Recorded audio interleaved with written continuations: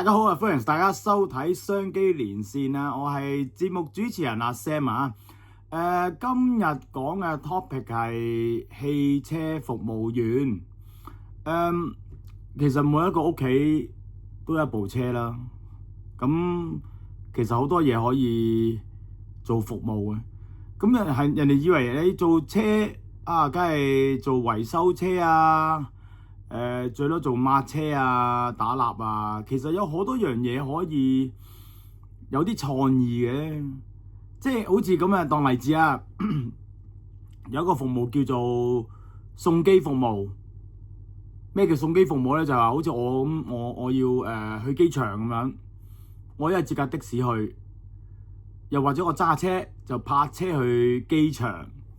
咁其實如果有個人可以做送機服務，揸我架車送我去機場翻嚟都 OK 㗎，係咪先？即係呢啲可以有啲創意嘅生意，同埋而家嘅形勢係點咧？做汽車服務嘅嘢就係你要請個工人嚟抹車，做唔到打蠟嘅喎。工人通常都唔係好識打蠟嘅喎，咁咪要點啊？又要出去整啦，有一個費用啦。另外就係而家你維修，好多人慢慢嗰啲維修店都一步一步都撤退去啲山卡拉地方。點解要咁做咧？價錢問題啊！你租金好貴啊！咁點啊？如果做汽車服務員，可唔可以同呢班人聯繫咗？即係話我雖然喺個 A 屋村裏面住，但係咧其實我已經喺山卡拉地方有個專係做維修車嘅，或者做打蠟嘅，或者係做好多做汽車服務嘅公司嘅，即係做下音響都有嘅。咁嗰啲地方啲人就 keep 住喺啲好平嘅租金嚟對抗而家國內一啲嘅汽車服務嘅地方啦。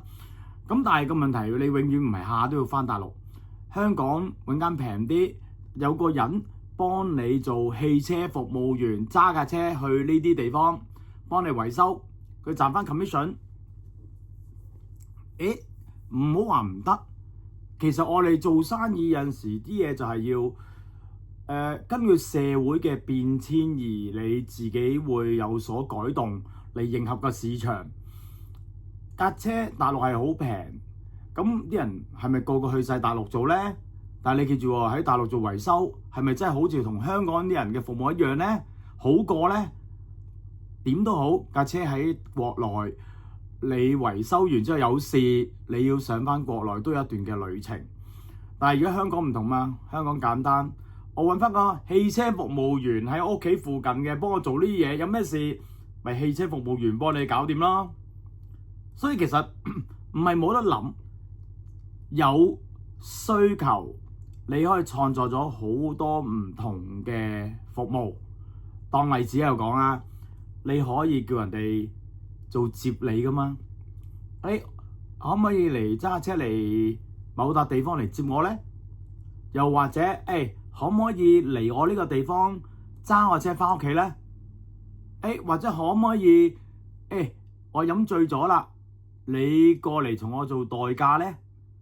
好多創意嘅生意噶喎，所以我覺得汽車頭先所講嘅你要創作多啲嘅模式，利用個資源。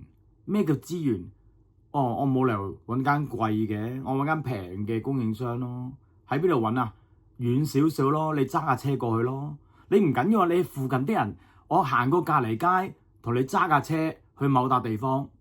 有啲人就係要用 buy time，即係你同我行呢樣嘢啦，我俾錢你使用啦。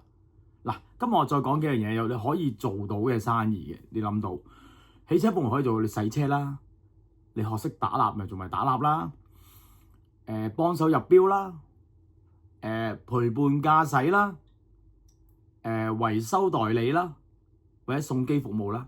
即係我係咁已都講咗5-6個嘅 hashtag 俾大家一齊分享下。